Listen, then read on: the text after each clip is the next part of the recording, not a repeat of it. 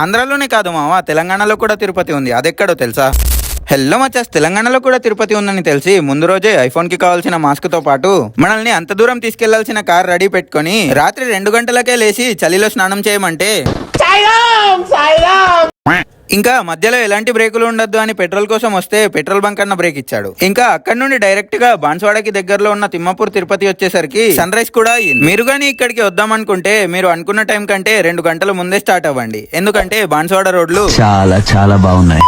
Entry కాగానే కింది నుండే టెంపుల్ చాలా బాగా కనిపించింది. ఇంకా ఘాట్ రోడ్ ఎక్కి పైకి వెళ్తే సన్ రైజ్ టైంలో చలితో పాటు పొగమంచు వ్యూస్ అయితే చాలా బాగున్నాయి. మీరు కూడా వద్దామనుకుంటే సన్ రైజ్ టైంలోనే వచ్చేయండి. ఇంకా ఈ టెంపుల్ అయితే సేమ్ తిరుపతిలో ఉన్నట్టే ఎంట్రీలో గరుడ విగ్రహం, ఇంకా చుట్టూరు కొండల మధ్యలో అచ్చం తిరుపతి వైబ్స్ ఇచ్చేస్తుంది. అందుకే దీనిని తెలంగాణ తిరుపతి కూడా అంటారు. ఇంకా మీకు తెలిసిన మినీ తిరుపతిలో ఎక్కడ ఉన్నాయో కామెంట్ చేయండి, వెళ్ళడానికి ట్రై చేద్దాం. ఈ టెంపుల్ గురించి మాట్లాడితే 85 ఏళ్ల క్రితం బ్రహ్మచారి అనే వ్యక్తికి వెంకటేశ్వర స్వామి కలలో కనిపించి చూడముచ్చటగా ఉంది ఈ స్పాట్ అని స్వామి గారికి నచ్చి ఇక్కడ ఒక గుడి కట్టమని కలలో చెప్పారంట. సో బ్రహ్మయ్య గారు ఆంధ్రాలో తిరుపతికి వెళ్లి సేమ్ అలాంటి విగ్రహం ఇక్కడ ప్రతిష్ఠించారంట. అప్పటి నుండి ఇక్కడికి భక్తులు రావడం మొదలు పెట్టారు. ఇంకా 2014 లో జిఆర్ స్వామి గారు వచ్చి కొత్త విగ్రహం ధ్వజస్తంభం ప్రతిష్ఠించినప్పటి నుండి ఈ గుడికి ఇంకా ప్రాముఖ్యత పెరిగింది. మరి మేము ఇక్కడ నుండి ఎక్కడికి వెళ్ళామో తెలుసుకోవాలంటే అకౌంట్ ని ఫాలో కొట్టి నెక్స్ట్ రీల్ తప్పకుండా చూడండి. మీరు ఇక్కడికి ఎవరితో వెళ్దాం అనుకుంటున్నారో వాళ్ళకి షేర్ చేసి మన ఛానల్ ని ఫాలో కొట్టండి. దట్స్ ఇట్ ఫర్ టుడే మచాస్. నెక్స్ట్ రీల్ చేయడానికి తిరుగుదాం మచ్చా, చూడడానికి మీరు బతుకుంటే మళ్ళీ కలుద్దాం.